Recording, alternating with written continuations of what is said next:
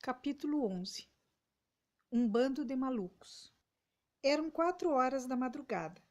Estava frio e ventava muito. De repente acordei com gritos desesperados. A ponte vai cair, gritava Bartolomeu. Estava ofegante e assustadíssimo. Meu coração palpitava. Jamais senti tanto medo. Levantei num sobressalto, querendo afastar-me do grande viaduto. O mestre segurou-me pelo braço e me pediu calma. Como calma? Podemos morrer, disse eu, observando as construções e vendo antigas rachaduras no meio da escuridão, como se fossem novas. Calmamente ele me disse: Bartolomeu está tendo a síndrome de abstinência do álcool. O instinto de vida pulsava em mim. Embora poucas horas antes eu quisesse findar a vida, meu companheiro bêbado e atabalhoado levou-me a uma das maiores descobertas da minha vida. Os suicidas, mesmo os que planejam a morte, não querem se matar, mas matar a sua dor. Respirei fundo, tentei relaxar, mas ainda estava taquicárdico e apreensivo. Olhei para Bartolomeu e ele continuava num clima de terror. Estava tendo delirium tremens. Por ser ele dependente, a falta do álcool na corrente sanguínea levou seu organismo a um estado sofrível, caracterizado por falta de ar, aumento da frequência cardíaca, suor excessivo, entre outras coisas. O pior era que sua mente, que já estava confusa, entrou em colapso, começou a ter alucinações e visões irreais, mas que ele jurava que eram verdadeiras.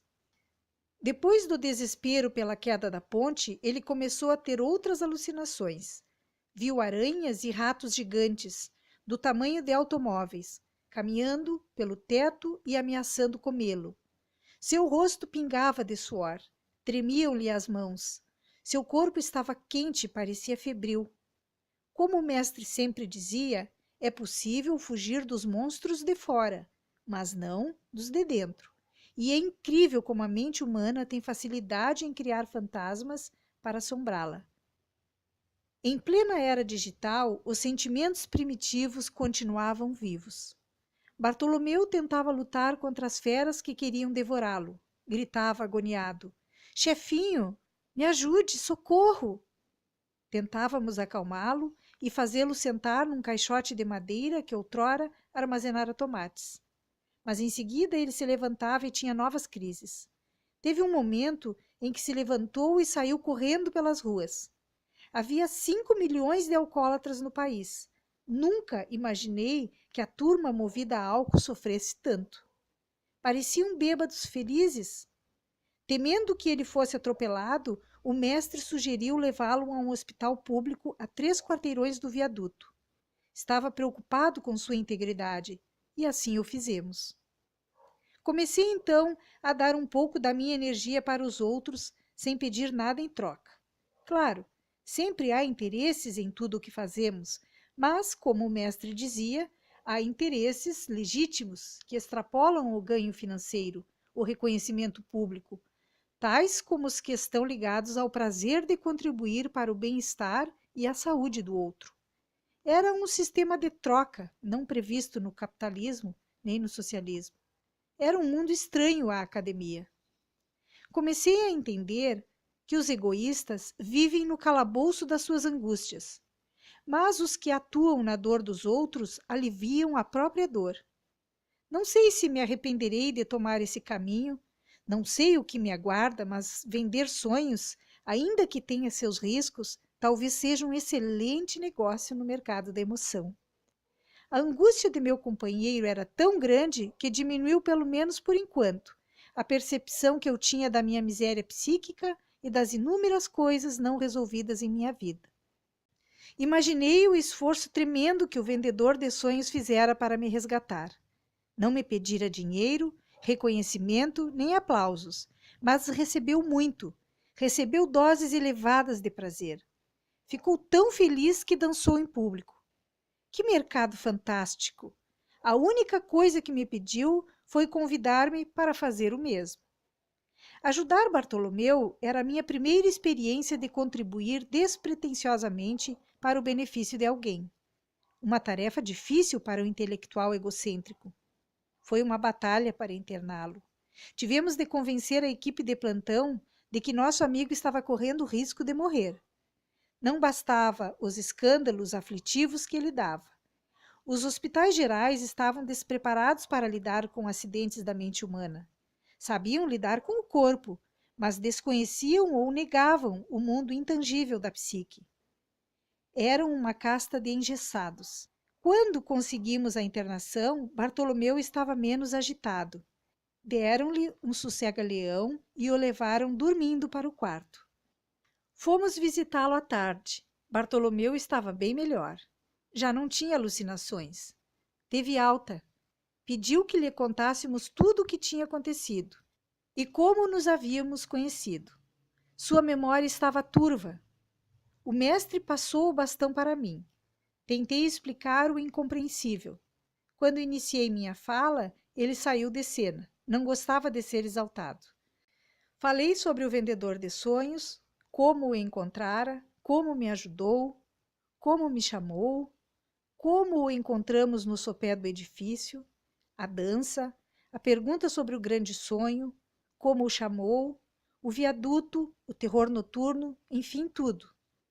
Bartolomeu prestava muitíssima atenção e meneava a cabeça, balbuciando Tudo parecia tão irreal que eu me senti um tolo explicando o que nem estava entendendo. O miserável era bem-humorado como o mestre. Tentando diminuir minha tensão, disse: Você não sabe o nome dele, nem quem ele é. Cara, só tomando umas para entender essa confusão. Mas quando eu pensava que ele iria desistir do caminho, completou: Eu sempre quis seguir alguém mais biruta do que eu. Bom, comecei então a andar com os dois malucos. A experiência sociológica ganhava corpo. Só esperava não encontrar conhecidos nas ruas. Melhor que os professores e meus alunos pensassem que eu morrera ou mudara de país. Bartolomeu assoviava despreocupadamente. O mestre andava ao nosso lado, com um incontido júbilo. De repente, começou a cantar uma bela e instigante canção que ele mesmo havia composto, cuja letra retratava sua bandeira de vida. Tal canção se tornou pouco a pouco o tema central de nossa história. Sou apenas um caminhante que perdeu o medo de se perder. Estou seguro que sou imperfeito. Podem me chamar de louco, podem zombar das minhas ideias, não importa. O que importa é que sou um caminhante, que vende sonhos para os passantes. Não tenho bússola nem agenda, não tenho nada, mas tenho tudo. Sou apenas um caminhante à procura de mim mesmo. Durante a caminhada para nossa casa, ou melhor, para nosso viaduto, deparamo-nos com mais uma figura raríssima. Seu nome era Dimas de Melo, apelidado de Mão de Anjo. Seu apelido deveria ser Mão do Diabo, mas apelido nem sempre é sinônimo. Nesse caso, era um antônimo do seu comportamento. O sujeito era um velhaco. Tinha 28 anos, cabelos loiros, com franja, nariz comprido e achatado, traços orientais. Mão de Anjo foi pego numa loja de departamentos roubando um DVD portátil. Já havia roubado inúmeras outras coisas mais valiosas e nunca tinha sido pego. Mas agora uma câmera o filmara com a boca na botija. Claro, o espertalhão tinha analisado todas as câmeras, enquanto colocava o aparelho em sua bolsa larga, mas não percebeu que havia uma oculta. Foi preso. Na delegacia pediu para chamar um advogado. Antes de o delegado iniciar o inquérito policial, chamou seu advogado à parte e lhe disse que não tinha dinheiro para pagar a futura fiança. O advogado lhe afirmou: sem dinheiro, xadrez, você ficará preso. O malandro, quando pressionado, não articulava direito as palavras, tinha uma leve gagueira. Argumentou: aguenta as pontas que vou sair dessa sem pagar nada. Só me segue. O advogado ficou sem entender o que ele aprontaria. Ambos entraram na sala do impaciente e autoritário delegado. O delegado perguntou o nome do réu. Dimas, com ar de bobo, Passou o dedo indicador direito próximo aos lábios com um assovio e em seguida deu 3 tapinhas na testa. O delegado bronqueou com ele e indagou-lhe novamente o nome. Ele repetiu o gesto. Você está brincando comigo, rapaz? Coloca-o em cana por desacato à autoridade. Perguntou o endereço e profissão, mas o mão de anjo, com a maior naturalidade do mundo, repetiu o mesmo ritual. Passou o dedo próximo aos lábios assoviando e deu 3 tapas na testa. Queria passar a imagem de que era um psicótico, mentalmente incapaz, que não sabia onde estava, o que estava acontecendo e não tinha noção do roubo que cometera. Foram 10 perguntas insistentes sem respostas. O delegado xingou, bateu na mesa, ameaçou, mas nada. O sujeito era um artista, no pior sentido da palavra. O advogado curtia a astúcia do seu cliente. Não é possível, esse sujeito é maluco, gritou o delegado. O advogado tomou a frente e lhe disse: Doutor, eu não disse que meu cliente era mentalmente incapaz porque o senhor não acreditaria em mim. O senhor está vendo que ele não tem consciência dos seus atos? Não querendo perder mais tempo, o delegado dispensou o salafrário. Lá fora, o advogado cumprimentou o mão de anjo e elogiou sua malandrice. Você é terrível, parabéns. Nunca vi um trapaceiro tão esperto. E rapidamente cobrou seus honorários, pois tinha outros compromissos. Mão de anjo olhou bem na menina dos olhos do advogado e, com a maior naturalidade do mundo, passou as mãos na boca assoviando e bateu 3 vezes na testa. O advogado deu risada, mas disse que não tinha tempo para brincadeiras. Dimas repetiu o mesmo gesto. Nós estávamos do outro lado da calçada observando a cena. Vamos acertar, esbravejou o advogado. Mão de anjo repetiu mais uma vez o ritual. O advogado se irritou. Diante da irritação, Dimas reproduziu o mesmo comportamento. Nada dissuadia o malandro. O advogado o ameaçou de todas as formas. Ameaçou até de denunciá-lo novamente. Mas como podia fazê-lo? Ele afirmara ao delegado que seu cliente era um doente mental? Se desmentisse isso, poderia se complicar?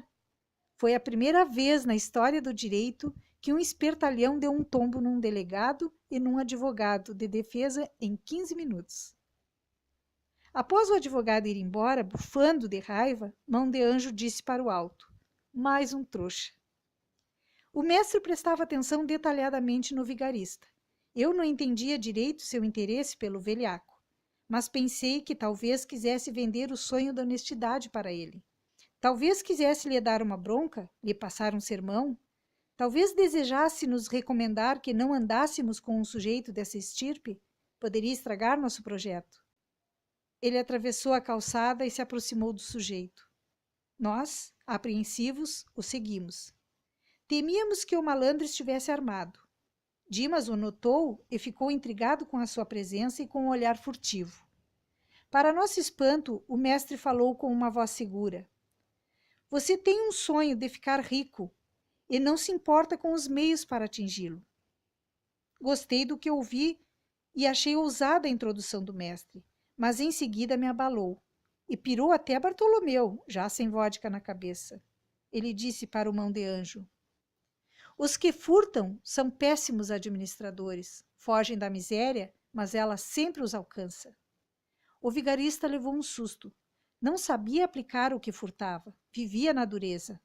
Detestava a miséria, suplicava que ela partisse, mas, como companheira fiel, ela insistia em ficar. Momentos depois, fez desabar o mundo do golpista. O pior esperto não é o que engana os outros, mas o que engana a si mesmo.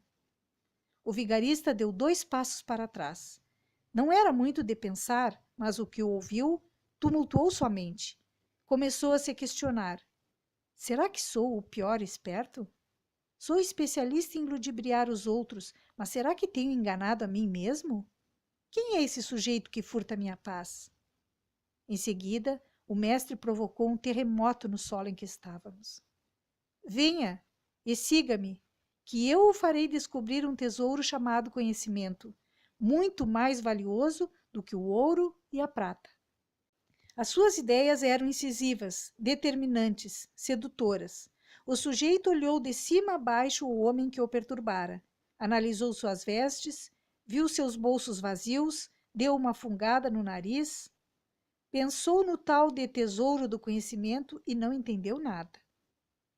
Truncando as palavras, indagou.